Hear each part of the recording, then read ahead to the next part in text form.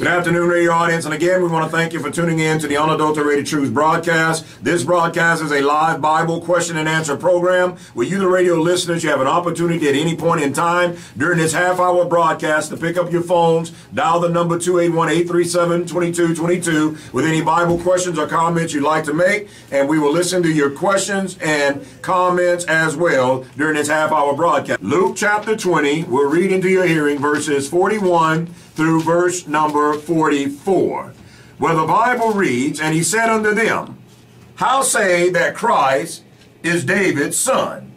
And David himself said in the book of Psalms, The Lord said unto my Lord, Sit thou on my right hand, till I make thine enemies thy footstool. David therefore calling him Lord, how is he then his son?" Luke chapter 20, verses 41 through 44. At this time, I want to toss it to Brother Stephen Ozan, who's going to elaborate on our subject. Brother Ozan. Hello, audience. Welcome those that are both believers as well as those that are unbelievers. You're both welcome. We're going to be dealing with, are the key words addressed in your question? Are your key words addressed in your question?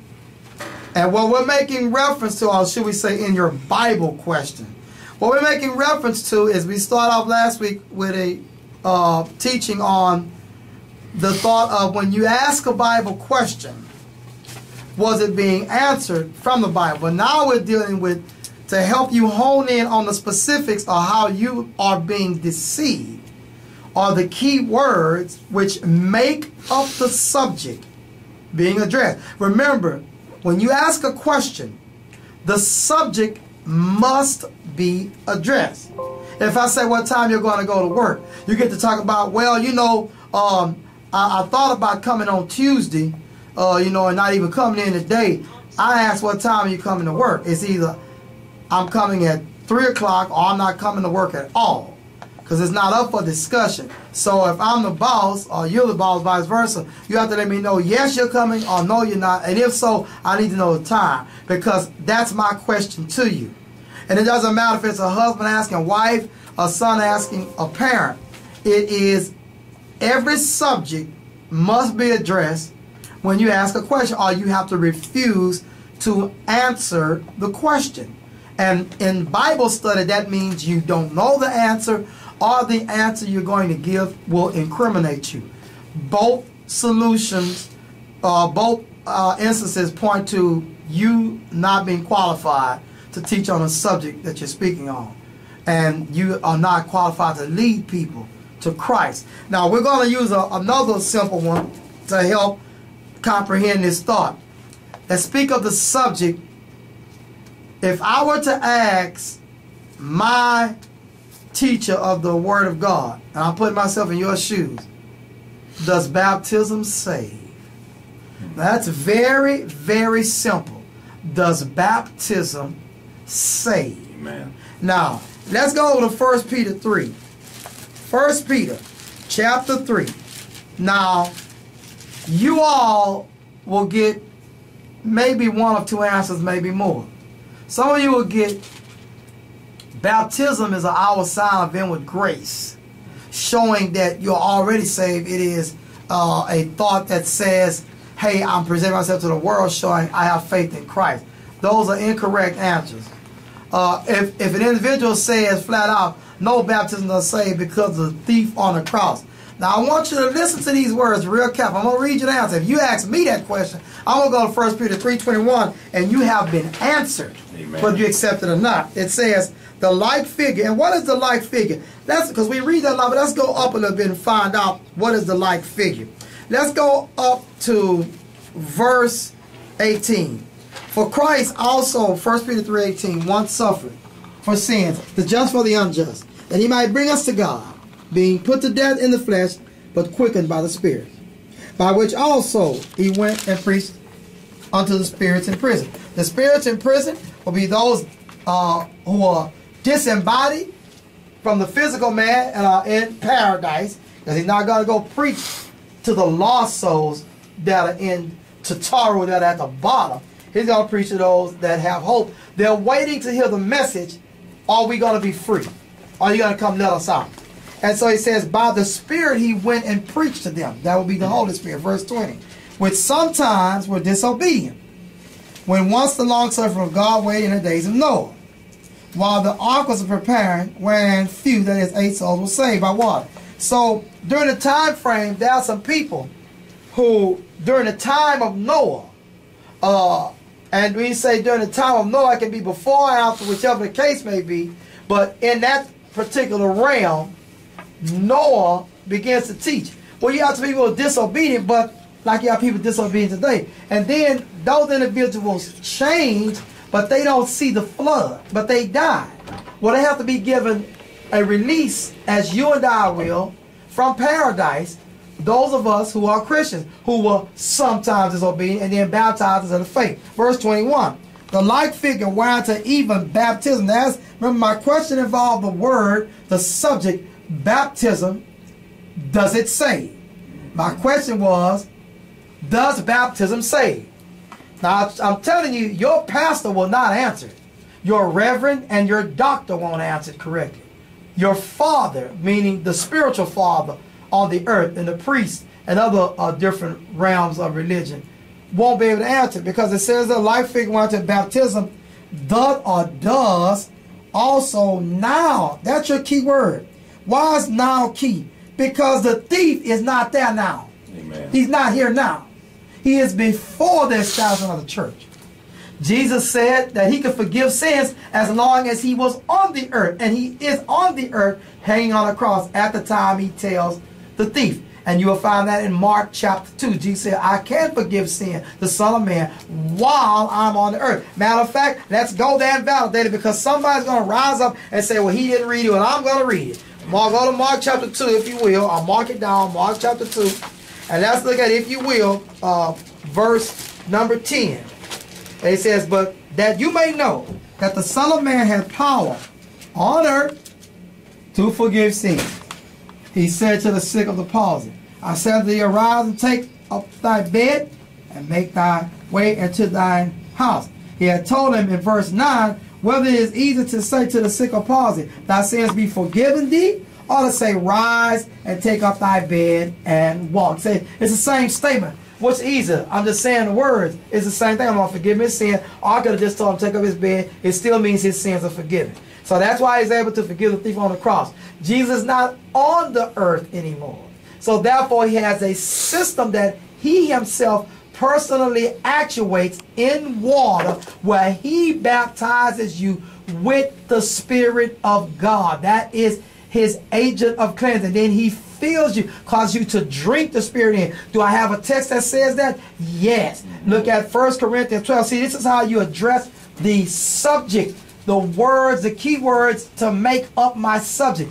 Does baptism save? 1 Corinthians 12 and 13. For by one Spirit are we all baptized into one body, whether it be Gentiles or Jews, whether it be bond or free, and have all been made to drink into one Spirit. So you drink the Spirit in, which he fills you, and then you're added to the church. Acts 2 and 47. See, this is how the process is done. It says clearly, praising God, having favor with all people, and the Lord, not the apostles. They didn't cast lots. And the Lord, not the preacher. And the Lord add to the church daily, such as should be saved. Now, let's go back to 1 Peter 3 and verse 21. So he says, now saves us. The parentheses in everyone's Bible, because it is an explanation in Greek, and we must put parentheses there also. It says, not the putting away of the filth of the flesh, it tells how, but the answer of a good conscience toward God. You're answering toward God. Your conscience is your soul. It is good because it is answering God properly by allowing him to cleanse it of its sins. So that is the correct response to God's plea that we change and repent by the resurrection of Jesus Christ. Let me read this for you without the parentheses. This is how I would read. You follow along. The like figure whereunto even baptism does also now save us by the resurrection of Jesus Christ. That's how I read, because that's how baptism say. You're discrediting and saying baptism doesn't save, but you're saying Jesus didn't rise. That's what Paul began to argue with the Corinthians about. You're saying that baptism, that it is not the baptism of the dead to make the dead alive. Then he said that if Christ did not rise, your death is in vain. Christ didn't really rise, and you're still in your sins.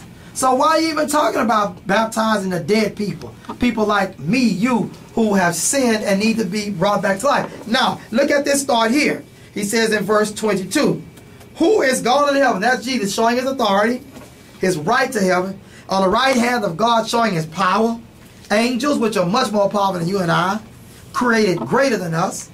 And authorities, which means there's something over you and I. And powers, which means something greater than you and I, being made subject unto him. Now, they're all three scared of Jesus, including your arch enemy, the devil. So you have to understand, with this text, I have, excuse me, thoroughly explained your question, does baptism save? And see, that's what you've got to hold accountable, that thought process or that way of divulging that thought. You've got to hold your teachers accountable.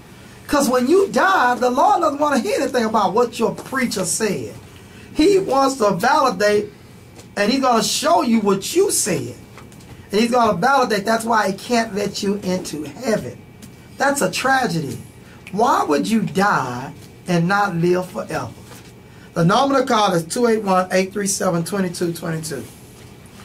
Amen. God bless you, Brother Ozan. You know, even in Acts chapter 15, it says, certain men which came down from Judea taught the brethren and said, except ye be circumcised after the manner of Moses, you cannot be saved. Now understand, in the Old Testament, this was necessary in the Old Testament to be circumcised in Jerusalem. This is a teaching that has been going on for hundreds of years. In verse 2 it reads, when therefore Paul and Barnabas had no small dissension and disputation with them, they determined that Paul and Barnabas and certain other of them should go up to Jerusalem unto the apostles and elders about this question. And audience, understand that if the works that are being done at the congregation where you abide in or where you congregate, some of the subjects, Lord's Supper once a year, Lord's Supper once a month, tithing. Now, tithing wasn't Old Testament. It wasn't Old Testament. However, is it still done today is a question. And so just like they had a question in Acts chapter 15 concerning circumcision, you need to be circumcised to be saved. That's what they were teaching. What did? They went to Jerusalem to see about this question. And in verse 7, when there had been much disputation, Peter rose up and said unto them, men and brethren, you know how that a good while ago God made choice among us that the Gentiles by my mouth should hear the word of the gospel and believe. And God which knoweth the hearts bear them witness, giving them the Holy Ghost, even as he did unto us, and put no difference between us and them, purifying their hearts by faith. Now therefore, why tempt ye God to put a yoke upon the neck of the disciples, which neither our fathers nor we were able to bear? But we believe that through the grace of our Lord Jesus Christ, we shall be saved even as they. In verse 24 it reads, for as much as we have heard that certain which went out from us have troubled you with words, subverting your souls, saying, ye must be circumcised and keep the law, to whom we gave no such commandment. No such commandment. So understand that this subject of circumcision was cut asunder. Cut asunder because the commandments was given to the apostles. The apostles repeated the oracles. And we have those oracles today to study and to learn from in order to find out, well, what are we supposed to do today? What type of worship? What type of acts? What type of customs? What type of traditions are we supposed to partake in to glorify God, to do His will in order to make heaven our home? What are we supposed to do? Do we make it up, or do we do something from the Old Testament, or do we rightly divide the scriptures and listen to the apostles? Because remember, Jesus even said that they'll be saved through what the apostles teach. What the apostles will teach, that He's going to give them commandments on what they should teach. And even concerning the subject of authority, when we look at in Hebrews 11:5, it talks about Enoch. By faith Enoch was translated that he should not see death, and was not found, because God had translated him. For before his translation, he had this testimony that it says, please God. Now the word translated means to be carried over, to change or remove, to transport, to be transferred. So Enoch did not see death. Enoch did not see physical death. Now in Colossians 1:13, it says, concerning what Brother Ozan was been talking about, baptism, Jesus Christ and God, who had delivered us from the power of darkness and has translated us into the kingdom of his dear Son. Now he has translated us, which is the same definition, transfer, to carry away, to remove. Now when you're translated into the kingdom of his dear Son, you aren't removed from this world like Enoch was, in which he didn't see physical death, but we get translated into a spiritual kingdom where we see spiritual life, and it's where God writes our names in heaven, and you are now sealed with the Holy Spirit, which happens in baptism. And the idea, audience, is this is why your preacher or your pastor or your reverend cannot answer some of the questions that you bring forth. They'll give their opinions, they'll give their reasonings, but they won't repeat the oracles. They won't repeat the oracles for you to get a clear answer, a clear, vivid answer on what God wants you to do. The reason why, audience, is because they haven't been translated. See, before I became a Christian, before these men on the panel became a Christian, they used to read the Bible. You know, one of them went to a Catholic church, one of them went to a Lakewood church. However, they could not see the scriptures clearly because they have not been translated or put into the kingdom of God. There's so much as a spiritual, invisible kingdom. Audience, according to the Hebrew letter. And so they would read the scriptures but weren't able to discern them because God was not giving them the answer. And you can read the whole Bible from front to back all your life, every day, but God is not going to give you the answer until you get translated. Amen. Until you come out from the power of darkness into the kingdom of his dear Son. That's another location that's here on earth. That's an invisible spiritual location, audience, and God wants you to be in that spiritual kingdom, in that spiritual realm, so you can see God's answers. So the idea is that in the scriptures, many times I hear, I don't want to debate, or I don't want to debate the subject, I don't want to. But the idea is that Stephen had many debates with many different religious groups. Paul had many debates. Peter had many debates. You have to, even as Jude 1:3 teaches, you have to contend for the faith or fight for the faith, because there's only one. There's only one body, one Lord, one faith, and one baptism. Amen. And the idea, audience, is that God wants you to be saved, even this day.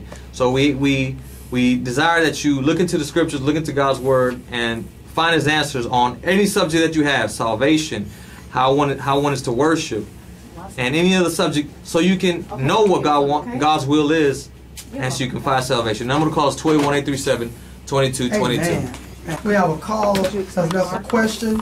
Mark chapter 16. Mark 16, 15, and 16. We're going to go to that.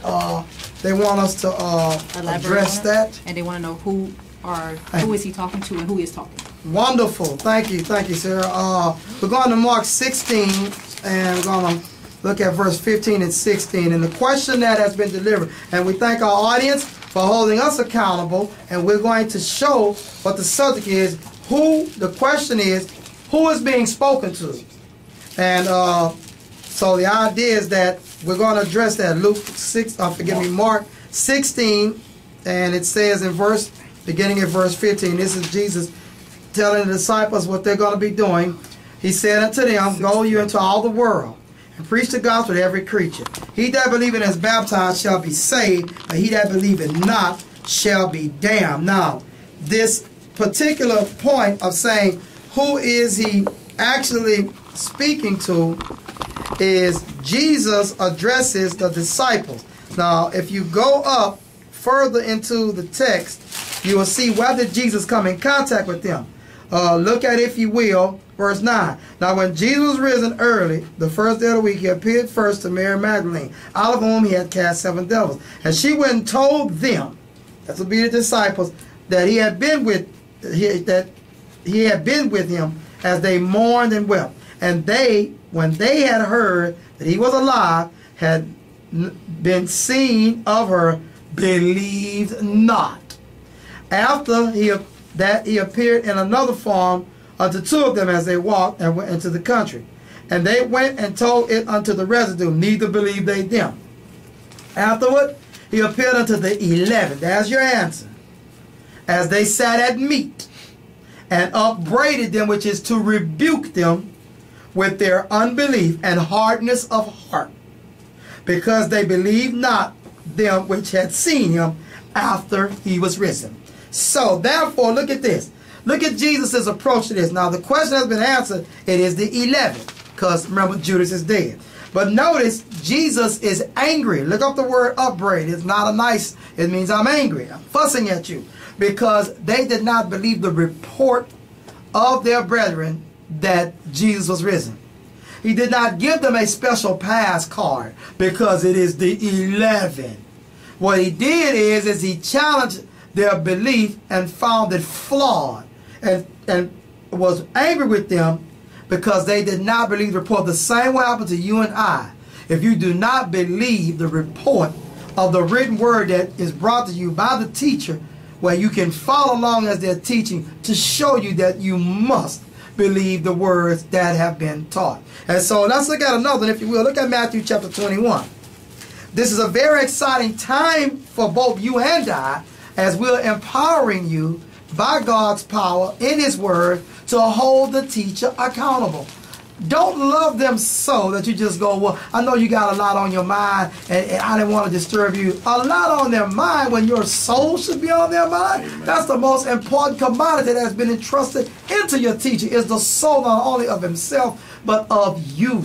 And so look at Matthew, if you will, chapter 21 and verse, let's look at this question now. Here comes a battle. Matthew 21 and verse 23. And when he was come into the temple, Matthew 21:23, the chief priests and the elders of the people came unto him as he was teaching, and said, by what authority doest thou these things? And who gave thee this authority? Now remember their question.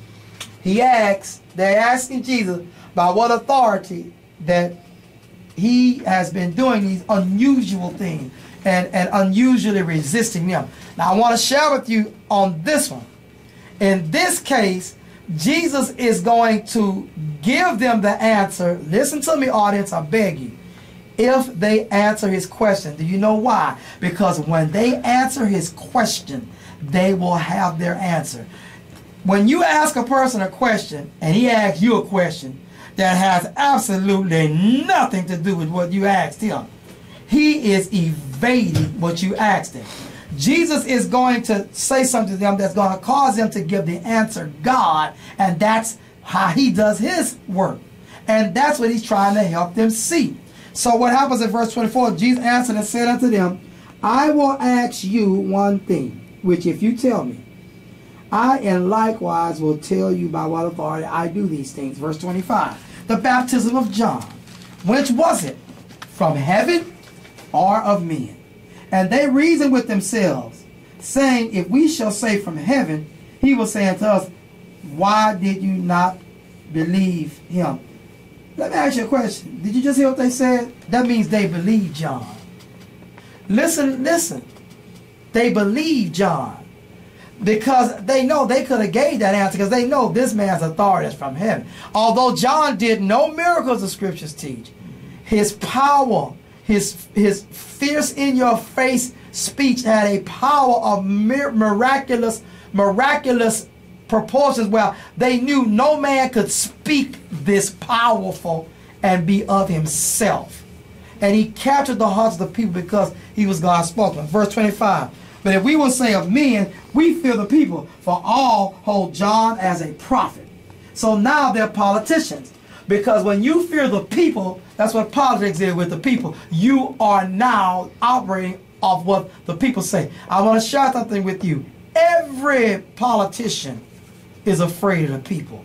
Every politician is afraid of people. He will only do so much for a certain group of people to promote himself.